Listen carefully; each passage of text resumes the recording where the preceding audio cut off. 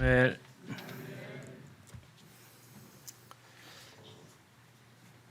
네, 올해 참 천거 가시는 성도들이 좀 많으신 것 같습니다.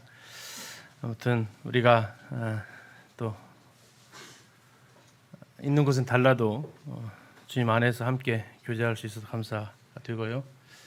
우리 기은자매가 가는 곳이 그것도 홈페이지 가서 봤더니 장로님들이 한 4분 정도 계시는 곳이어서 안심하고 이렇게 보낼 수 좀 있었습니다. 오늘 사도행전을 통해 본 교회의 진리와 실행 45번째 시간 사도행전 19장을 통해서 에베소에서 있었던 사도 바울의 이제 마지막 사건이 되겠습니다. 아뎀이라는 에베소의 신이 있었는데 그것과 관련된 소동이 있었고 이 소동 이후에 얼마 후에 바울은 이 에베소를 떠나서 그리스 땅으로 넘어가게 되는 것을 제3차 전도 여정을 통해서 볼 수 있습니다. 에베소에 있을 때 사도 바울은 그곳에서 3개월 동안 회당에서 가르쳤고 2년 동안은 두란노 서원에서 가르쳤다라고 나와 있습니다. 그리고 나중에 밀레도에서 20장에 나오지만 그곳에서는 에베소에서 기간이 3년 정도 있었다라고 이야기할 정도로 사도 바울이 오랜 시간 머물면서 함께했던 장소 에베소입니다.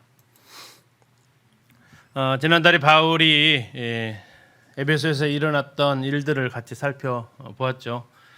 2년간의 가르침을 통해서 이 에베소가 복음을 전하고 또 선교를 하는 센터 역할을 했고 대도시에 사람들이 모이듯이 그 주변에 있는 소아시아 지역 여러 사람들이 모였기 때문에 그곳에서 구원받고 자기 고향으로 돌아가서 교회를 개척하는 교회, 아마 대표적으로 골로새 교회가 아닌가 싶습니다. 그러한 일들도 있었습니다. 바울이 손으로 일하면서 모든 유익한 것들을 다 가르쳤다고 또 이야기를 하고 다른 사람들이 일하고 쉬는 시간에 2년간에 걸쳐서 성경을 강론했던 또 열매이기도 합니다. 바울이 이렇게 복음을 전했지만 결국 열매 맺게 하시는 것은 하나님이시고요. 바울의 손으로 놀라운 능력을 행하게 하십니다. 치유의 역사 또 귀신이 쫓아나는 일들도 있었고요. 이 사실을 들었던 에베소에 있는 많은 사람들이 주 예수님의 이름을 높이는 복음의 아주 아름다운 모습을 볼 수 있었습니다. 그리고 이제 사람들의 삶도 달라졌죠. 믿은 사람들, 대표적인 사람들이 마술사들인데 그들이 책을 불태웠는데 그 책값이 은 5만이나 되었다라고 이렇게 기록되어져 있어서 자신들이 믿음을 고백하고 그 믿음이 진실한 것을 이런 삶을 통해서 행동을 통해서 보여주는 것까지 같이 이렇게 보았습니다. 혹시 생각해 보셨습니까? 내가 믿음을 고백하고 제거해 버린 것이 무엇이 있는가? 이것이 이제 우리가 에베소서 19장 8절에서 20절까지를 같이 살펴본 부분입니다. 자, 오늘은 21절부터 41절까지가 되겠습니다. 사도 바울의 3차 전도 여행이 지금 진행이 되어지고 있습니다. 베이스 캠프는 에베소 지역이고요. 지금 지도에서 보이시는 대로 이곳이 예루살렘이고 이쪽이 지금 에베소가 되겠습니다. 이 지중해를 끼고 있는 곳이고요. 오늘 일어난 사건의 주 장소가 바로 이 에베소에 있는 아데미 신전이라는 것입니다. 세계 7대 불가사의에 해당이 되는 파르테논 신전보다 더 컸던 4배에 해당되는 규모를 가지고 있었던 이러한 신전입니다.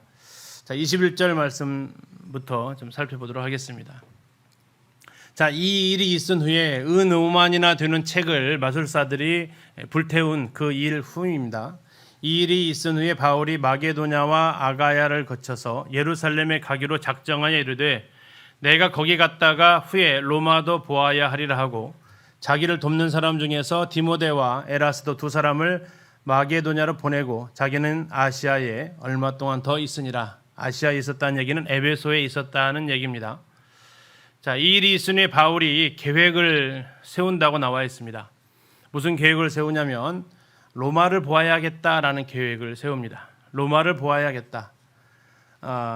나중에 이제 고린도전서 고린도에 가서 로마에 편지를 보내게 되죠. 3차 전도여행의 마지막 종착지가 고린도였는데 고린도에서 로마서를 기록하게 되는데요. 거기에서 구체적으로 이제 그 일정을 더 세밀하게 이야기하고 있습니다. 자, 어쨌든 가기 전에 바울에게 있어서 중요한 계획이 세워지게 됩니다.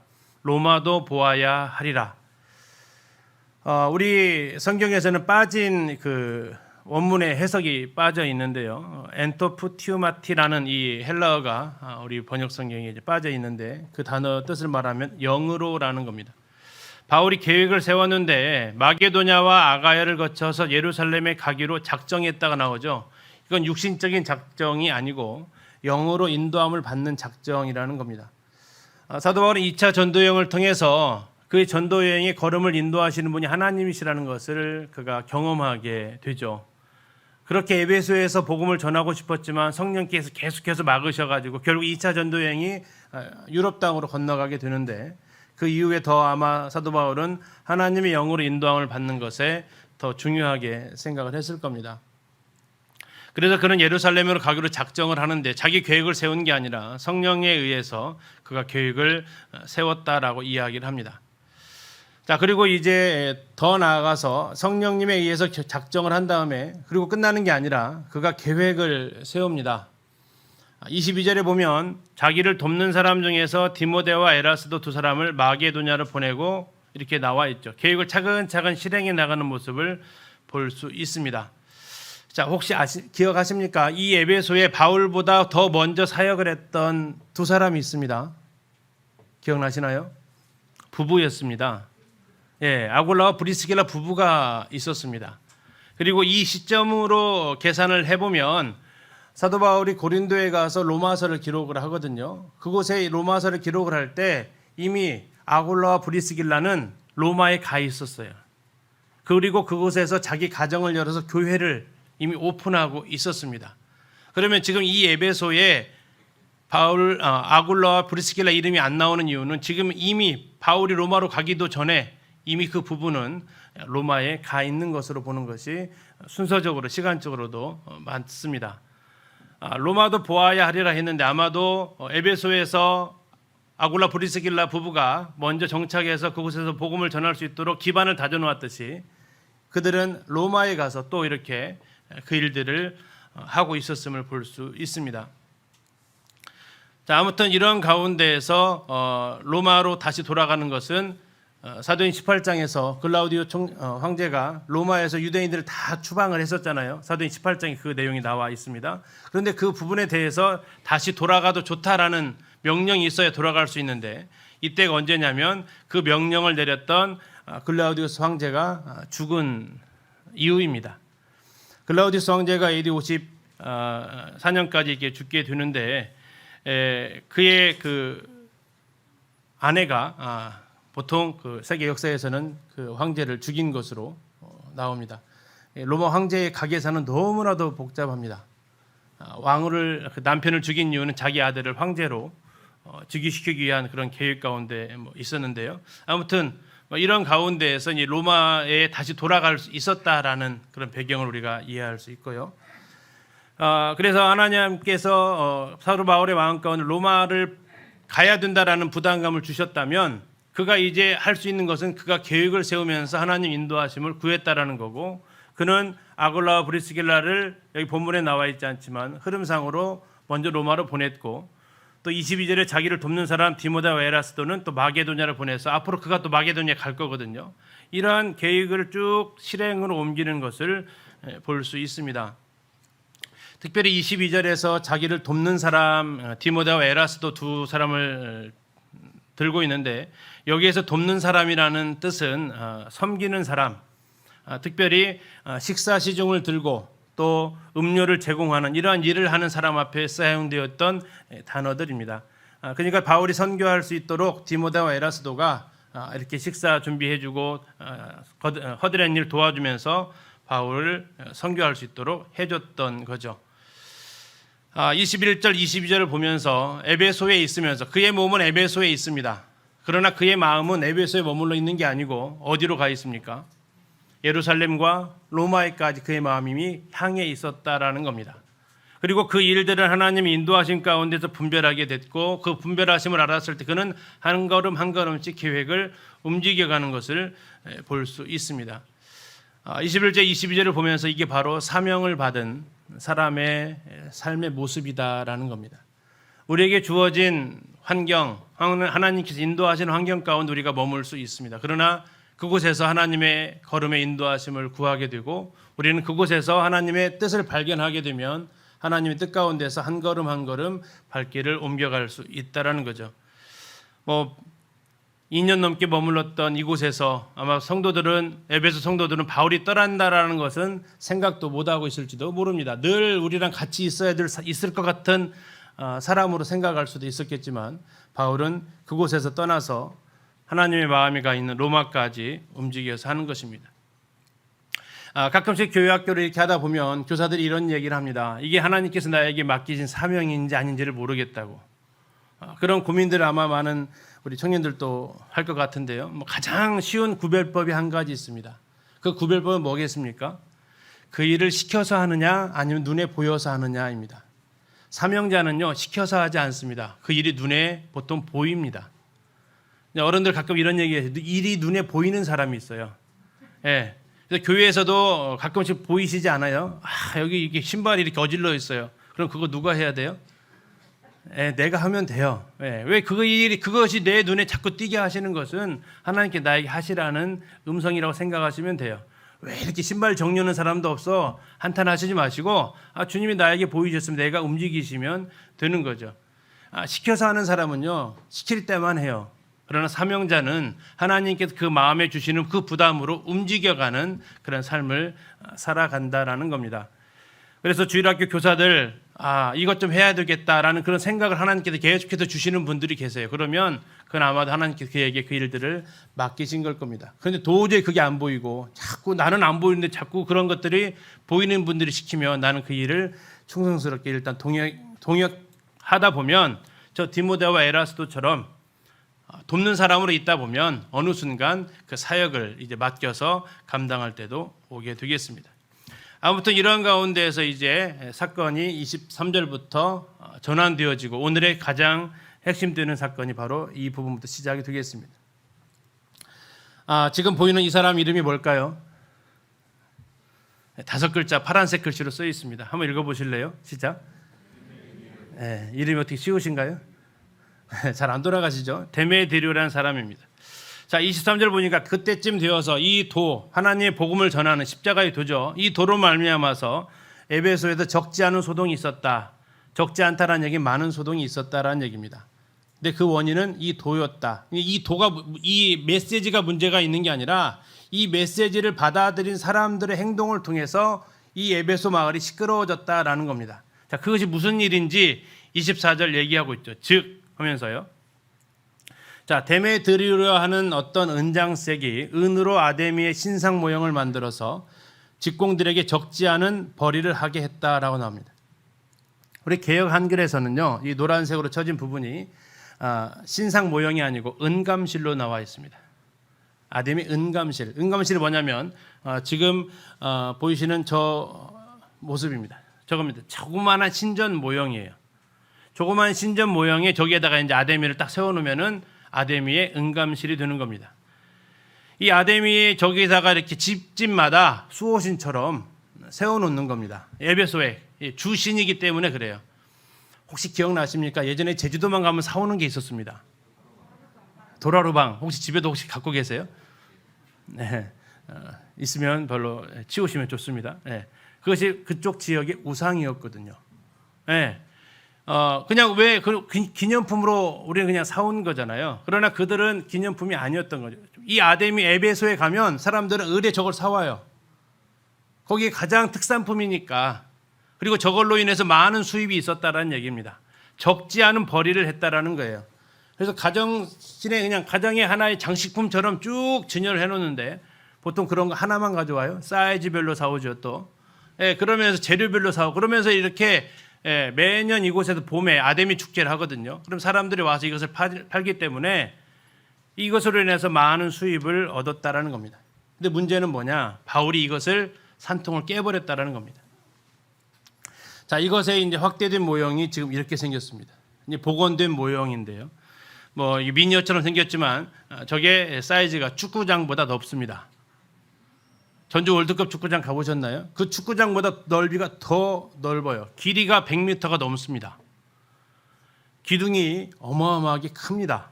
이따 잠시 보여드릴 거예요. 그리고 그 안에는 이게 지금 아데미 신상이 저 안에 이 지붕 뚫린 곳에 이 위에 탁 들어가 있습니다. 이 크기는 얼마 드는지 이따가 제가 그 옆에서 한번 서봤습니다. 이 사이즈를 비교하기 위해서 이따 보여드릴게요. 이렇게 돼 있어요. 예. 이 더 안으로 들어가지 못하도록 이 빨간 선으로 줄을 쳐놔서 더 안으로 들어갈 수는 없었어요. 키가 저보다 더 큽니다. 2m 이상 되는 것 같았어요. 굉장한 큰 사이즈로 만들어서 저 신전 안에다가 세워 놨다라는 거죠. 두 개의 아데미가 있는데 이건 이제 좀 작은 모형이고 그래서 뷰티풀 아데미라고 합니다. 나중에 또 하나 아데미하고 비교하시면 왜 이게 뷰티풀인지 이해하실 겁니다. 자, 이게 지금 그 에베소에 가면 박물관이 있는데 그곳에 이 미니어처처럼 만들어 놨어요. 지금 구멍이 뽕 뚫려 있죠. 이곳에 채광이 들어올 수 있도록 하면서 이곳에 이제 아데미를 딱 세워놓은 겁니다. 세계 제7대 불가사이고요. 이 크기는 학자들마다 약간씩 좀 다릅니다. 길이가 130m, 100m 달리기 해보셨어요? 뛰고 나면 헉헉거리죠. 이 처음부터 끝까지가 130m가 넘는 거리고요. 그러니까 축구장보다 더 큰 겁니다. 폭이 69m 정도입니다. 높이가 18m고요. 지금 우리 앉아 계신 예배당 4층 높이가 지금 몇 미터 올라가 계신지 아세요? 약 한 8m 정도 올라가 계십니다. 4층 높이이기 때문에 바닥 높이 기준으로. 근데 예배당이 이게 6층이면 이게 한 15m 정도 되는데 이 더 높은 형태로 되어져 있다라는 겁니다. 기둥이 몇 개, 이런 기둥이 몇 개 있다고요? 127개가 있습니다. 그리고 이제 19장에서 그 내용이 잠깐 볼 수 있는데 이곳에서 제우스에서 35절에 나와 있습니다. 제우스에게서 내려온 우상의 신전직이 나오는데 제우스에서 아마 뭐가 하늘에서 떨어진 것 같아요. 요즘 말하면 흔히 말하는 운석 같습니다. 이것이 아마 에베소에서 떨어진 것 같은데 이것까지도 모아놓고 굉장히 이것은 제우스 신이 보내줬다라고 이렇게 이야기할 정도로 에베소는 이런 우상이 가득했던 곳입니다. 자, 이곳의 모형을 아까 은감실이라고 했죠. 이곳의 모형은 아주 미니어처처럼 만들어서 파는 것이 이 사람들의 주 수입원이었고 또 여기에서는 많은 성녀라고 그러죠. 성녀. 자기들은 거룩할 성자를 붙이지만 그 거룩할 성자는 아닌 것 같고 성을 판매하는 여성들이 있습니다. 사제들이라고 하는데 그들은 이제 아데미 신상 숭배 우상을 숭배한 하나의 예식 가운데 그것이 들어가 있어서 아무 거리낌 없이 이런 일들을 하는 거죠. 수요일 날 얘기 들으셨죠? 옆에 있는 홍등가가 다 갔다고. 얼마나 감사한 소식입니까?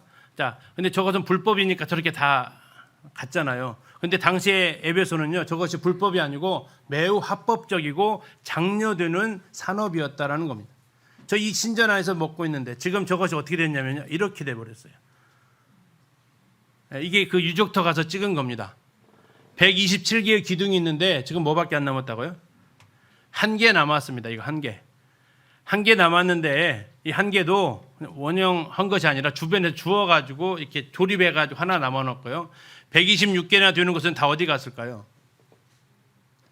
여기서 다 부서진 것을 갖다 뒤에 건물들 보이시죠? 여기서 갖다가 또 씁니다.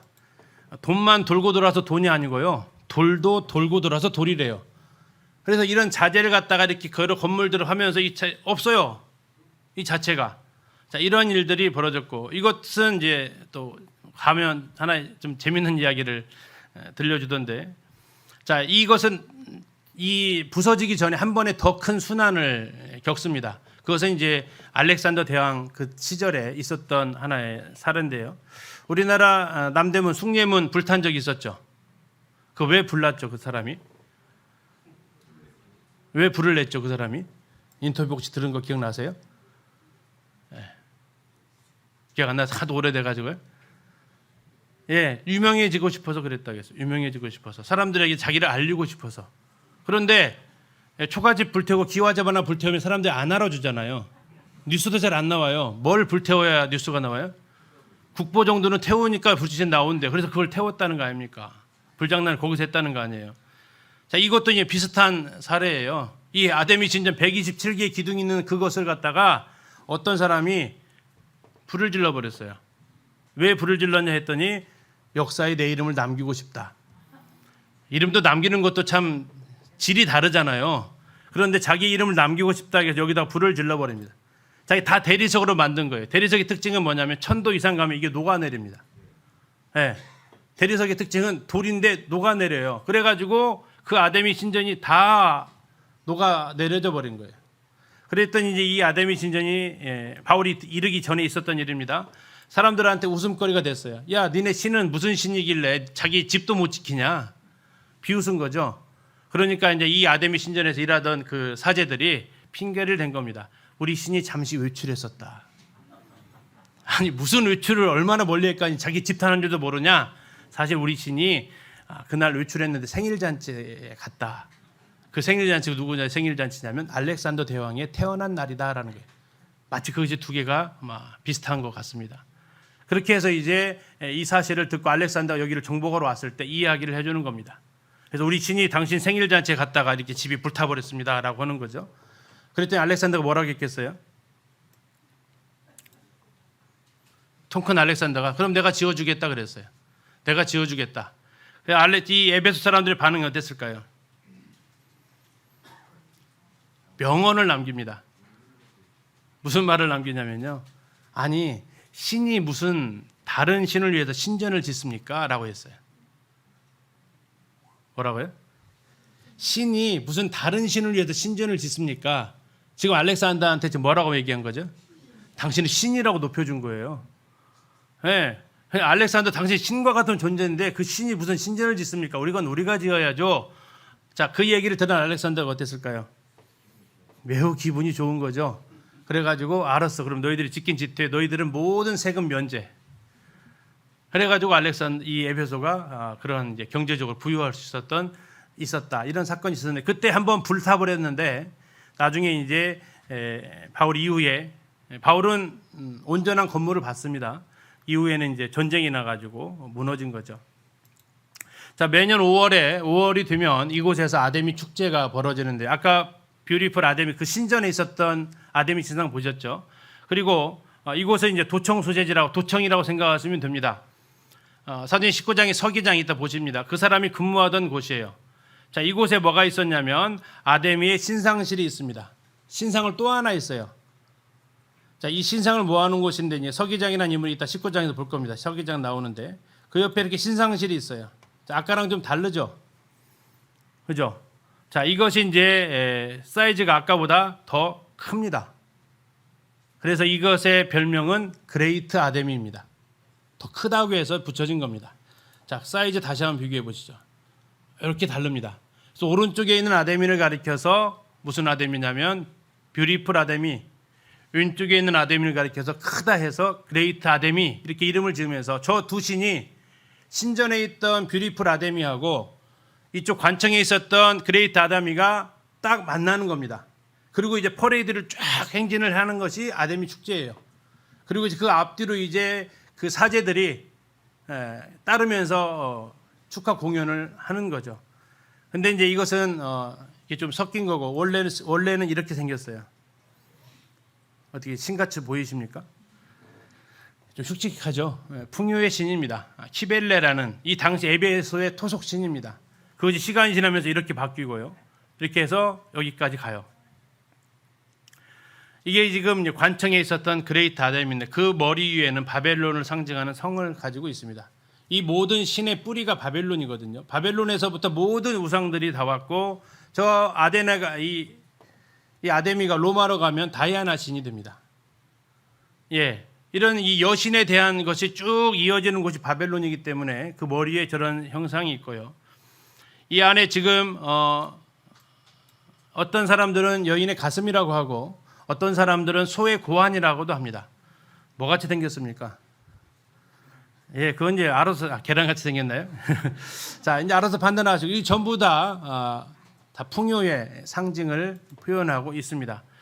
아무튼 이렇게 매년 5월에 이런 신전 축제를 했고 뭐 교회사에 전해지면 나중에 디모데가 이 신전 축제에서 이런 것이 다 잘못되었다고 얘기하다가 순교당했다라는 교회사의 이야기도 전해옵니다. 디모데가 에베소에서 순교하거든요. 아무튼 이러한 일들이 벌어지게 되는 상황이 지금 그 아데미 신전이라는 겁니다. 그래서 에베소에도 두 가지 유명한 직업이 있었는데 하나는 마술이었고요. 이 사람들 회개했습니다. 그렇죠? 은 5만이나 되는 자가 책을 불살랐어요. 또 하나의 무리가 누구였냐면 아데미 신상을 파는 사람들이었어요. 근데 이들은 대적했다라는 겁니다. 똑같이 복음이 들어갔는데 한쪽은 뭐 하고요? 회개하고 한쪽은 대적하고 이런 일들이 이 에베소 19장에서 두 무리를 아주 극명하게 대조해주고 있는 겁니다. 자, 다시 성경 본문으로 돌아가겠습니다. 자, 그가 데메드리오입니다. 이 녹색 옷 입은 사람입니다. 직공들과 그러한 영업하는 자들을 모아서 얘기합니다. 여러분도 알거니와 우리의 무슨 생활이요? 풍족한 생활. 예, 이 아데미 은검실을 만들어서 잘 살았다는 얘기입니다. 그런데 문제는 26절, 이 바울이 에베소뿐만 아니라 거의 전 아시아를 통하여 사람들을 권유했다. 무슨 말합니까? 사람의 손으로 만든 것들은 신이 아니라고 했다. 자, 이 축제에 참석하는 사람이 에베소 축제 날은 에베소 사람만 오는 게 아니고 온 아시아 사람들, 그 터키 땅에 있는 많은 사람들이 와서 이걸 사가야 되는데 2년여 있으면서 복음이 쫙 퍼져가면서 사람들에게 계속해서 전파되었던 메시지가 무슨 메시지라고요? 손으로 만든 건 신이 아니다라고 이게 전파된 겁니다. 그러면 사람들이 이걸 사간다고요? 안 사간다고요? 안 사간다라는 거죠. 자, 26절을 세 번역을 한번 읽어드리겠습니다. 그런데 여러분이 보고 듣는 대로 바울이라는 이 사람이 에베소에서뿐만 아니라 거의 온 아시아에 걸쳐서 사람의 손으로 만든 신은 신이 아니라고 말하면서 많은 사람을 설득해서 마음을 돌려놓았습니다. 이렇게 했습니다. 자, 우리 거기에는 좀 빠져 있어요. 권유했다로만 나와 있어요. 이 권유라는 단어를 좀 더 풀어서 말하면 뭐 했다고요? 설득해서 마음을 돌려놓다라는 뜻을 가지고 있습니다. 이게 헬라어로 그 원어를 그대로 옮기면 그렇습니다. 설득해서 마음을 돌려놓았다. 자, 이러한 일들이 바울의 메시지를 통해서 사람들에게서 옮겨갔다라는 겁니다. 자, 돌려놓았다. 뭘 돌려놨을까요? 그들의 출입하는 장소가 돌려놓았었어요. 여태까지는 아데미 신전을 갔어요. 그런데 그 이후로 바울이 복음 전하니까 어디로 발걸음이 바뀌어요? 두란노 서원으로 발걸음이 바뀌어서요. 그전에는 사람들이 제사 드리고 하는 것을 아데미 신전으로 가서 하나님이 아닌 아데미 신상에게 모든 제사를 드렸어요. 근데 이제는 마음이 바뀌었어요. 어디로 가요? 하나님께 가서 예배하는 자가 되었다는 얘기. 바꿔놨단 말이에요. 그리고 그들을 바꿔놓은 메시지가 무슨 메시지라고요? 사람의 손으로 만든 것들은 신이 아니다. 동의하십니까? 신은 두 가지 종류가 있다고 많이 말씀드렸죠. 어떤 신이 있어요? 사람을 만든 신이 있고 사람이 만든 신이 있고요. 사람이 만든 신은 참신이 아니라는 겁니다. 자신들은 신을 만들었다고 생각을 했겠죠. 아데미를 만들면서 신을 지금 만든다고 생각을 했다라는 겁니다. 그런데 바울이 말하기를 그건 신이 아니다라고 선포를 한 거라는 겁니다. 그러면 잘 한번 생각해 보십시오. 우리도 지금까지 이 에베소 사람들의 가치관을 뒤흔든 메시지입니다. 무슨 메시지입니까? 사람의 손으로 만든 게 신인 줄 알았어요. 그런데 그것이 아니라는 복음이 전해진 겁니다. 혹시 우리가 구원받기 전에 자, 이것 있어야 세상 살 수 있어 하는 것들 혹시 있나 생각해 보세요. 그래도 이것은 있어야, 이것은 갖추고 있어야 살아갈 수 있어. 마치 그것이 나의 신처럼, 우상처럼 생각했던 것들이 없었냐 하는 거죠. 그리고 그것은 나의 삶에 풍족함을 주었어요. 이 에베소 사람들처럼. 하나님 아닌 것을 내가 쫓아 살면서 그것을 통해서 사람들로부터 인정을 받았고 하나님 신이 아닌 것들을 내가 추구하면서 살면서부터 거기서 풍요로움을 내가 얻었어요. 그런데 어느 순간 복음이 전해지면서 그게 사람의 사는 목적이 아니고 그것은 우상이었다라고 나에게 던져진 그 메시지. 에베소 사람들은 이것으로 인해서 발칵 뒤집어지는 소동이 일어났다라는 겁니다. 이게 나에게 행복을 주는 것으로 생각을 했습니다. 그런데 메시지가 전해집니다. 그것이 행복이 아니다라고. 혹시 지금도 내가 행복이라고 생각하는 것, 내가 중요한 가치라고 생각하는 것, 이들에게 에베소 사람들에게 있어서 아데미처럼 여겨지는 것, 내 삶에 있지 않는가? 그리고 내가 이제 이 가치관을 뒤흔든 사도 바울의 말처럼 권유해서 설득해서 변화시켜야 될 이것이 무엇인가 한번 생각해 보게 됩니다. 에베소 사람들의 풍족한 삶을 아데미가 가져왔습니다. 우리의 삶의 풍족함을 무엇이 가져오고 있죠? 말씀드렸던 대로 바꾸어 놓아야 될 것이 무엇이 있겠습니까? 장소가, 내 생각이, 내 삶의 가치관과 내 삶의 우선순위가 바꾸어 놓아야 될 것. 더 나아가서 우리가 정말 기억해야 될 메시지, 사람의 손으로 만든 것들은 신이 아니다. 내가 지금 중요하게 생각하는 것 정말 중요한 건지, 내가 정말 신처럼 생각하는 것 정말 신인지 우리는 깊이 생각을 해야 됩니다. 그렇지 않으면 이런 소동이 일어나죠. 자, 27절, 우리의 영업이 천하여질 뿐 아니라 큰 여신 아데미의 신전도 무시당하고 온 아시아와 천하가 위하는 그의 위엄, 아데미의 위엄도 떨어지고, 28절까지 27절에 세 가지를 걱정하는데요.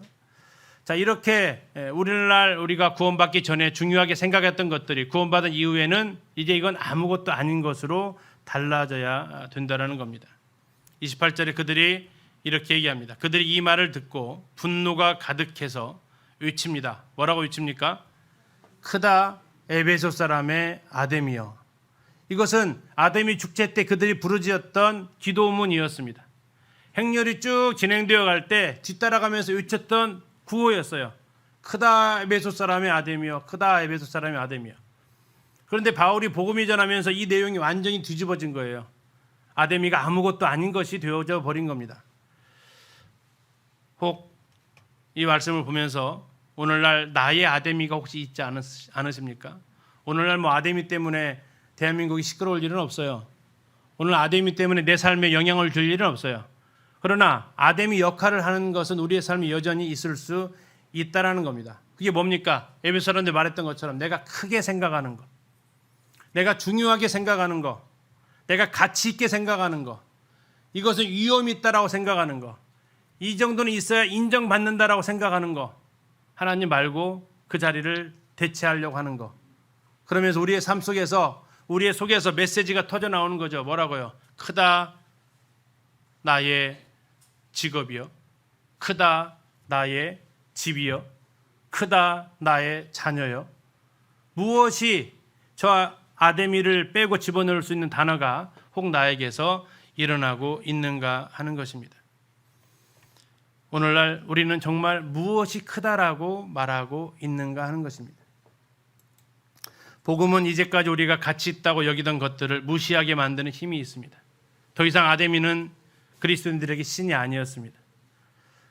그렇다면 우리가 구원받았다고 하면서도 이전의 무가치함이 여전히 위험이 있고 크게 여겨진다면, 정말 크게 여겨진다면 우리는 첫사랑을 회복해야 될 것입니다. 정말 무엇이 큰지, 그리고 아니면 우리가 받은 복음을 재조명해야 할 것입니다. 전혀 무가치한 것으로 여겨지지 않는다면, 여전히 하나님도 크지만 아데미도 나에게는 크다라고 한다면 우리는 생각해야 될 겁니다. 29절, 이제 그 소란함은 온 시내로 번집니다. 에베소 온 도시로 번집니다. 그리고 이제 그들은 폭도가 됩니다. 바울과 같이 다니는 사람, 마게도냐 사람 가이오하고 아리스타고를 붙들어서 연극장으로 달려 들어갑니다. 지금 보이시는 곳이 이제 그 연극장의 그 조감도입니다. 뭐 어디서 출발했는지 모르겠습니다. 이쪽에 있는 셀수스 도서관에서 이렇게 갔을지 아니면 항구 도로에서 갔을지 모르겠지만 지금 그들의 목표 장소는 여기 연극장입니다. 자, 그들의 이 가이오가 아리스타고를 붙들어 가지고 그 연극장으로 들어가는데요. 이 정도 큽니다. 그죠? 자, 거기 가면 이제 이건 무너진 건데요. 이걸 보고 난 것이 이렇게 생겼습니다. 굉장히 큰 모습이죠. 아주 화려합니다. 저기에 이제 소리를 반사하는 역할을 하기도 하고요. 아무튼 이곳에 이 두 사람을 데리고 들어가는데 바울이 나중에 갔다 와 보니까 자기랑 함께 다니던 두 제자가 없는 겁니다. 그래서 그들을 빨리 꺼내주려고 하니까 주변 사람들이 바울을 만류하죠. 바울 당신 들어가면 더 복잡해집니다.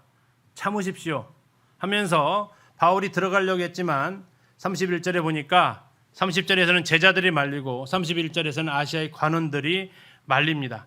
연극장에 들어가지 말라고 권합니다. 아마 바울을 좀 부각시키려고 했다면 이때 어떻게 했으면 됐겠어요? 연극장 들어가가지고 지금 놀라운 기적들을 보여줬잖아요. 거기서 기적 한두 개만 쫙 보여주면 어떨 것 같아요? 소란하면 쫙 사라질 거 아니겠습니까? 살아있는 신이 내려온 것처럼 지금 에베소에서 그런 일들이 있었잖아요. 어떻게 사람을 병을 고쳐줬다고요? 그에게서 손수건 떨어진 것만 얹어도 병이 나았던 역사가 일어났단 말이에요. 이 연극장에서 그거 한 번만 다 일어나면 어떻게 되겠어요? 상황은 역전될 수 있잖아요. 그런데 그런 일들 여기서는 하나님께서 허락을 하지 않으십니다. 그리고 오히려 주변 사람들에 의해서 바울을 만류하고 있는 거죠. 왜 그랬을까요? 아마 이렇게 되면 에베소에서의 신은 바뀔 겁니다. 아데미에서 누구로요? 바울로 바뀌겠죠. 바울이 전하는 메시지가 이 무리가 선동하는 가운데서 힘을 얻지 못할 겁니다. 32절 어떤 사람이 외쳐 어떤 이는 이런 말을 어떤 이는 저런 말을 하니 모인 무리가 분란하여서 태반이나 어찌하여 모였는지 알지 못하더라. 참 우스운 일이 벌어집니다. 마치 예수님 죽이려는 군중들 같습니다. 왜 모였는지 모르고 그냥 왔어요. 하니까 다 따라왔어요. 그럼 서로 얘기하는 거죠. 우리가 왜 모였지 했던 것. 그러면서 여기 나와 있는 어찌하여 모였는지 알지 못하더라. 이것은 이제 누가의 유머인데 당시에 이제 사람들이 우리 왜 모였어 이런 일들이 이렇게 유머스럽게 당시 했던 말들이라고 합니다. 모이긴 모였는데 왜 모였는지 모르고 지금 우리가 무슨 말 해야 될지 모르고 이런 일들이 벌어집니다. 그때 유대인들이 알렉산더를 내보냅니다. 이 알렉산더는 유대인입니다. 자, 이들이 유대인이 알렉산더를 내보낸 이유는 유대인들도 우상을 사람의 모양으로 신으로 만든 것 인정해야 안 해요? 안 해요. 근데 마치 자칫 지금 바울이 전한 메시지 때문에 누가 지금 피해당하게 생겼어요? 유대인들이 피해당하게 생겼으니까 유대인들이 재빨리 알렉산더를 내보내서 이건 우리랑 관계없다고 얘기를 하라라고 지금 얘기하는 거죠. 근데 거기에 모이는 사람들이 그 사람이 말하는 얘기를 들으려고 하지 않습니다. 오히려 뭐라고 한다고요? 크다 에베소 사람의 아데미여. 몇 시간이요? 2시간. 혹시 찬양 2시간 해보셨어요? 목 터지게 찬양 2시간 해보셨어요? 아데미 숭배하는 사람도 한 2시간을 한다네요. 우리도 한 2시간 정도는 해요. 자, 그들이 2시간 동안 이 외쳤던 이 사이즈의 연극장입니다. 한 25,000명 수용할 수 있고요. 아까 말씀드린 전주 월드컵 경기장 인원이 한 45,000명이 안 들어갑니다. 4만 명 이상 들어가는데 오늘날 그렇게 지어도 이렇게 큰 규모인데 여기는 딱 반절이에요. 반원. 이게 25,000 들어간다는 사이즈입니다. 여기서 크다 에베소 사람의 아데미여 2시간 동안 외쳤다라는 거예요. 자, 여기서 외치면 어떤 일이 벌어질까요? 다른 각도 사진입니다. 이 정도로 굉장히 넓습니다. 자, 이쪽으로 쭉 가면 에베소 항구가 나오는 곳인데, 자, 여기에서 지금 이 두 사람 혹시 보이십니까? 이건 저거요. 이 두 사람이 보이는데 이 두 사람이 찬양을 할 겁니다. 찬양을 하면 한번 여기에서 들릴까요? 안 들릴까요? 마이크 없습니다. 한번 들어보시죠. 누구 목소리인지.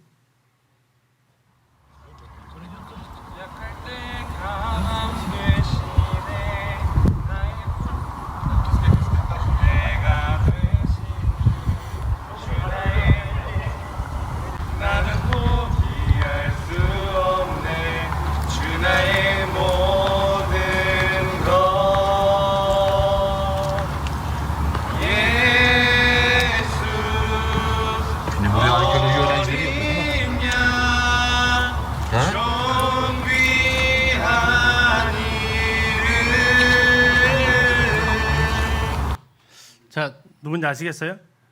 잘 들리죠? 이게 어디서 찍었냐면 이 지금 옆에서 찍은 거예요. 여기에서.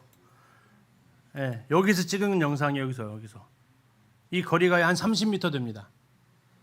자, 이 두 사람이 불렀어요. 누군지 아시겠어요? 네, 막 준대에서 제대한 양현수, 다음에 미스터 고 두 사람이 불렀어요. 자, 이 두 사람이 이렇게 불러도 큰데요. 자, 이번에는 지금 많이 내려가 있죠. 거기에 갔던 답사하신 분들이 한번 불러봤어요. 자, 숫자가 지금 많진 않죠. 한 20여 명 됩니다. 한번 들어보시죠.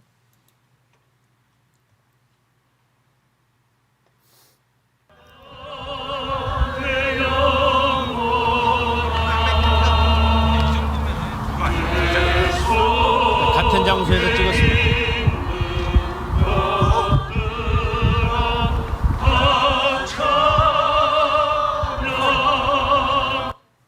혹시 누구 목소리가 제일 크게 들리세요? 예, 김종만 이제 목소리 제일 큰데요. 목소리 크셔서 큰 게 아니라 그 자리에 서서 그래요. 아무 데서나 소리가 다 크게 들리는 게 아니라 딱 서서 말하는 자리가 있어요. 표시가 되어져 있어요. 거기 있으면 예, 이 정도 말해도 다 들려요. 자, 근데 왜 이걸 틀어드렸냐면 여기서 이렇게 작게 말해도 들리는데요. 그 많은 군중이 2시간 동안 소리 질렀다고 한번 생각해 보시라고요. 뭐라고 소리 질렀다고요? 크다 에베소 사람이 아데미아를 2시간 동안 소리 질렀다고 한번 생각해 보세요. 그 소리가 얼마나 크게 이 곳을 가득 채웠을지. 자, 곧 밀란이 날 것 같았고요. 거기에서 이제 서기장이 사람들을 진정시킵니다. 자, 이곳은 우리는 에베소시가 큰 아데미와 제우스에게서 내려온 우상의 신전지기다라고 얘기합니다. 여기서 나와 있는 제우스에게 내려온 우상, 아마 운석 같은 것이 이곳에 보관되었을 거라고 보통 이야기를 합니다. 자, 이 서기장이 아까 말씀드렸던 그레이트 아데미 있었던 그 옆에 관청이 있었는데 거기서 일하는 사람이고요. 자, 이런 단어 하나하나가 당시 1세기에 실제로 역사 속에서 존재하는 문헌 가운데 등장하는 것이라서 성경이 사실인 것을 보여주고 있는 겁니다. 그러면서 이야기합니다. 일이 그렇지 않다 할 수 없으니 너희가 가만히 있어서 무엇이든 경솔하게 하지 아니하여야 하리라. 알렉산더가 나가서 진압을 해보려고 했지만 전혀 진압이 되지 않았고요. 자, 37절 우리가 생각해야 될 부분입니다. 신전의 물건을 도둑질하지도 아니하였고 우리 여신을 비방하지도 아니한 이 사람들을 너희가 붙잡아 왔다. 자, 바울이 2년간 두란노에서 복음을 전했다고 했죠. 근데 그들이 안 했던 행동이 있다고 지금 얘기하는 거예요. 뭘 안 했다고 합니까? 그 아데미 신전에 가서 물건을 도둑질하지 않았다는 얘기. 뭐 당연히 안 했겠죠. 다시 말하면 도둑질 안 했다는 얘기는 그 신전에 유해를 가하지 않았다라는 얘기입니다. 두 번째 또 뭐도 안 했대요? 우리 여신 아데미 여신을 비방하지도 않았대요. 근데 오늘날 이 바울과 다르게 종교 활동하시는 분들이 계시죠. 그렇죠? 예. 흔히 말해서 이렇게 절에 가서 그런 어떤 사람들이 비난받을 일들. 근데 바울이 보니까 바울은 복음을 두란노에서는 전했지만 아데미 신전터에 가서는 하지 않으셨다라는 얘기죠. 또 사람이 손으로 만든 건 신이 아니다라고 분명하게 얘기했지만 거기에다가 아데미를 콕 집어서 비방하지도 않았다라고 이야기를 합니다. 우리가 전도할 때의 하나의 바울에게서 배울 수 있는 지혜의 모습이 아닌가도 생각하는데 아마 이것이 이 장소가 예루살렘이었다면 달라졌을 겁니다. 예루살렘이었다면 그곳은 우상 자체를 인정하지 않는 곳이기 때문에 그러나 이방 땅이었기 때문에 바울은 거기에 대해서 복음 전하는 것에 메시지를 거뒀지 이들의 어떤 문화를 바꾸려고 시도하지는 않았다라는 겁니다.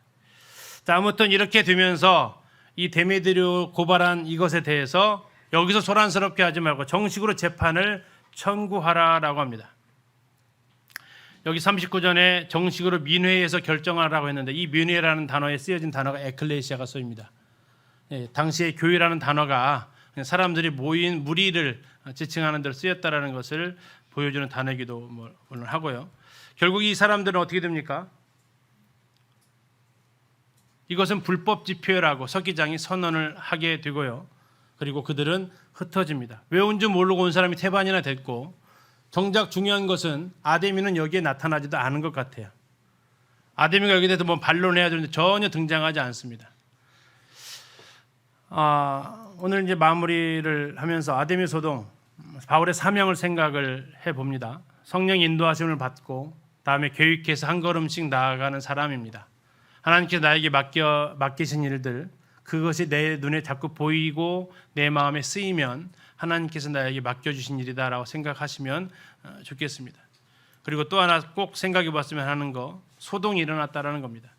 도대체 이 아데미 응감실을 만들었던 데메드리오가 왜 이렇게 시끄럽게 했습니까?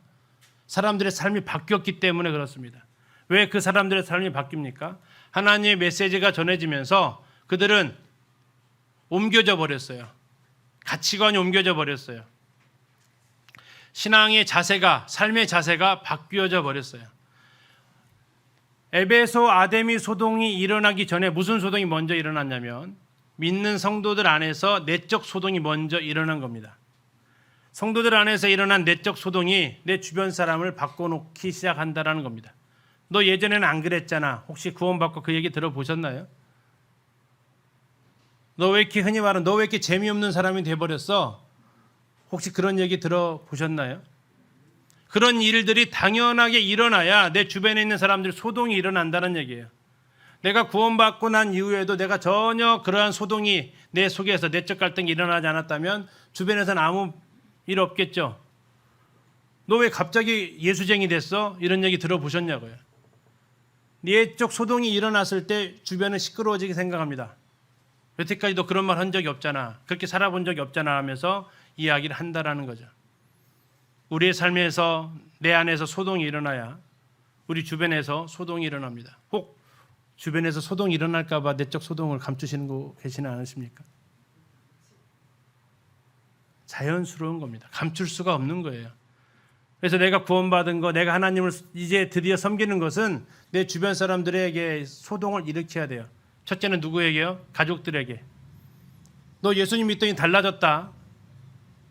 네가 언제부터 그랬다고 친구들로부터 이러한 내적 소동이 일어나야 된다라는 거죠. 아무 일 없다. 어쩌면 내 안에서도 아무 일이 없었을 수도 있다. 마지막으로 우리가 조심해야 될 것이 바로 데메드리오와 같은 그러한 이해관계를 따라서 이해 득실에 따라서 어떤 감정적인 동원이 되어서 폭도가 될 수 있다. 아무 죄 없는 사람 두 사람 매달아 놓고 그냥 매도할 수 있는 일들이 벌어질 수 있다라는 겁니다. 그러나 우리 가운데는 서기장 같은 사람이 필요한 거죠. 상황을 판단하고 냉철하게 상황을 인식해서 폭도를 흩어지게 할 수 있는 사람. 잔혹 교회가 어지럽게 되어지면 선동하는 분들이 일어날 수 있다라는 겁니다. 거기에 왜 그런지도 모르고 뒤따르는 어리석음도 우리가 범할 수도 있다라는 거죠. 중요한 것은 무엇입니까? 지금 내가 왜 모였는지, 내가 왜 이 말 하는지는 알고 있어야 된다. 그렇지 않으면 우리가 휩쓸릴 수 있다라는 겁니다. 아데미에서의 이러한 일들을 같이 생각해 보면서 사도 바울이 사명자로서의 그 길을 계속해서 걸어갔고 그러한 가운데에서 일어난 하나의 해프닝, 그러나 이것은 오늘날 어쩌면 우리에게 일어나고 있어야 될 사건일 수 있습니다. 에베소에서 복음을 전했는데 아무 일도 일어나지 않는다. 우리는 매년 복음 집회 때마다 주변에서 소동이 일어나고 있는 것을 경험합니다. 복음 집회 전할 때마다 복음 집회가 가까우면 가까울수록 성도들 주변이 시끄러워집니다. 복음 못 전하게. 아프신 분도 생기고요. 또 반대하는 분들도 일어납니다. 예, 당연한 모습입니다. 오히려 그것이 아무 문제 없이 순적하게 잘 되고 있다. 오히려 이게 문제일 수도 있을 겁니다. 그리고 우리가 어떤 일들에 있어서 그냥 무리짓고 다니는 게 아니라 우리가 하나님 말씀에 의해서 분별력을 가지고 있어야 될 필요를 또 느끼게 됩니다. 예, 장을 마치겠습니다.